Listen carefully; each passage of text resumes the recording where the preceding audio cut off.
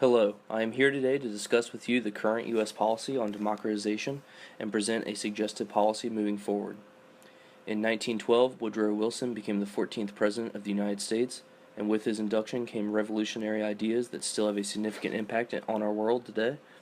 The idea of democratization came out of this Wilsonian ideology and his 14 points, which theorized that through globalization, states would democratize and increase cooperation and peace worldwide. As Americans, we tend to view democratization as something that can only be positive. This is due to the opportunities and extreme wealth, as well as power that this method has allowed us as a nation to achieve. This is not always the case, as we continue to see democracies plagued with corruption, human rights abuses, and quasi-autocratic rulers, disguised as democratically elected leaders such as Vladimir Putin from Russia. This is due to the fact that democracies are fragile by nature, and until they are fully formed, they are extremely open to widespread corruption. This corruption often leads to the rise of strong autocratic rulers and the demise of the democracy. Since the time of Woodrow Wilson, the U.S. has pursued democratization fairly heavily and with varying success at different times. The most notable time periods that the U.S. tried to spread the theory of democratization was immediately following World War II, at the height of the Cold War during the Reagan years, and finally following the 9/11 terrorist attacks. After World War II, we witnessed the first push for democracies as the U.S. and its allies pushed from most of Eastern Europe to fall under democratic regimes.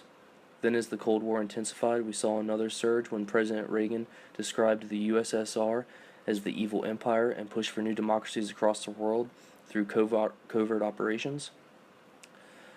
Contrastingly, though, this time period also saw actions that took the opposite mindset of democratization, as oftentimes the U.S. interest trumped any notion of democracy.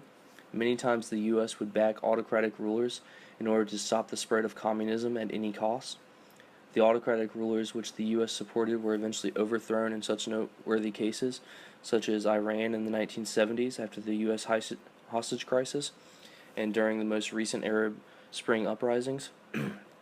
After the 9/11 terrorist attacks, we again pursued democratization heavily, and rather than simply attacking terrorism, we combined our efforts with a call for further democratization. Combining these two adversely different concepts was a major blunder, and only served to make the war on terror appear as U.S. imperialism. The invasion of Iraq was yet another blow to democratization due to its use of direct military intervention in order to overthrow Saddam Hussein under the guise of the war on terror. This would in turn bring democratization to a land that wasn't prepared for it, or if it was, we as a country were not prepared to implement it. This strategy proved disastrous and in the end proved to destabilize the state and lead to resentment against the U.S. This brings me to the current U.S. policy towards democratization, which through the Obama years embraced a strategy of non-intervention with respect to democratization.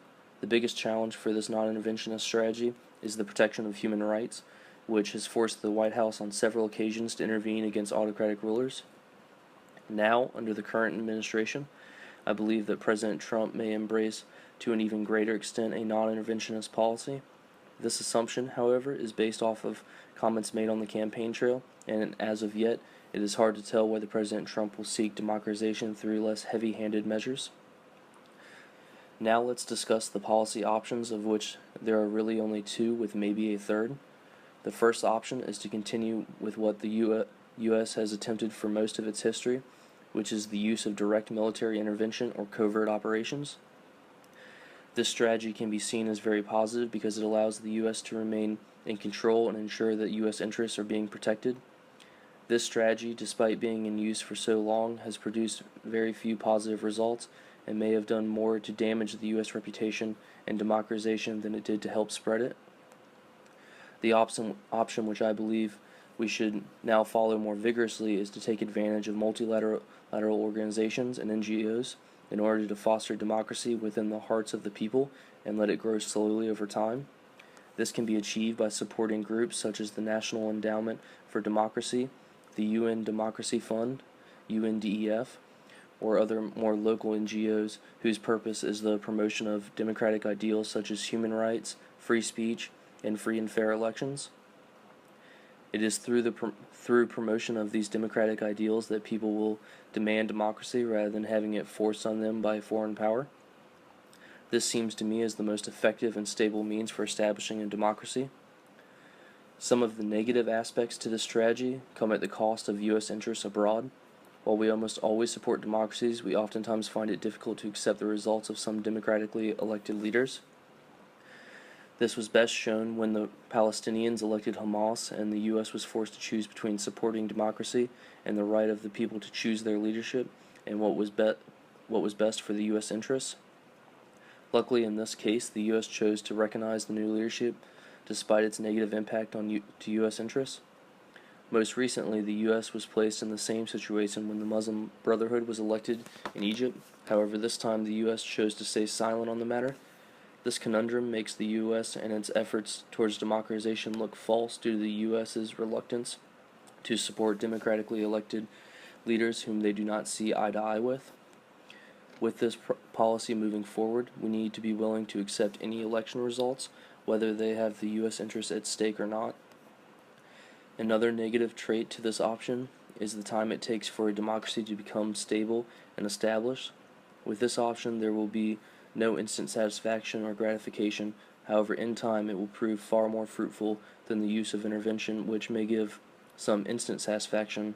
However, it is very unlikely to establish a well-balanced democracy of the people that will survive the test of time.